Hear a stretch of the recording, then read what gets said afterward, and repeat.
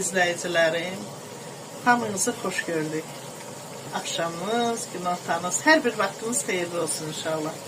Bugünkü yeməyimiz makaron supudur. Əvvəlcə soğana doğramışam.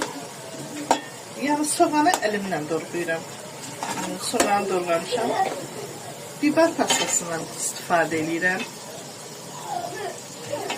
Bir də pomidor pastasından istifadə edirəm.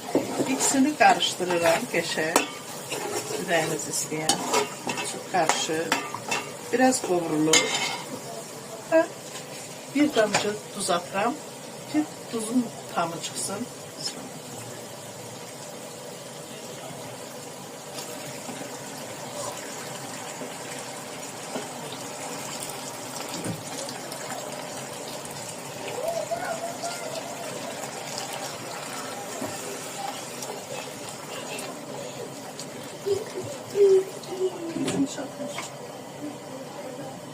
Suyumuzu tökdük. Kaynar su tökmüşəm. Qaynasın. Sonra kartol atacağım. Güzel izləyicilərimiz. Rəhimə, Ruqayyə, Rəbiyə takipçiləri. Bax, suyumuz qaynadı. Kartolumuzu atıram.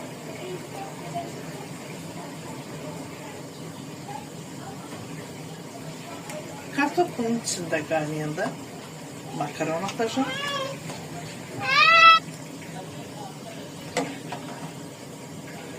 Kartofu tökmüşəm. Biraz qaynayacaq, sonra makaronu tökəcəm. Pişənə yaxın ədvalar.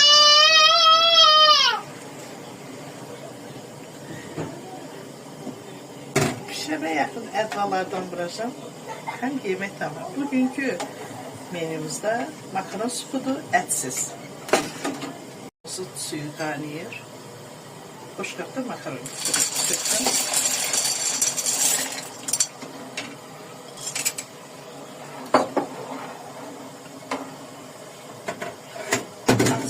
Ki biraz qaynasın, yumuşalsın, qaynasın. Tam pişəndən sonra götürüb üstünə ədvalardan tökəndə sizə göstərəcəm. Belə görmüsünüz, görün nə qəşəkdir supumuz. İçine atıram bax belə ədvalardan. Bax 20 dənə ədvanın 20 dənə ədva qarışığı var bunda.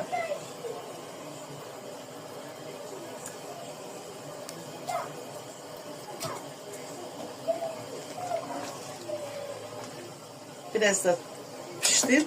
Servis eləyəndə göy tökəcəm. Üstünə göy vuracam. Boşqapara çəkəcəm. Hamınıza nuş.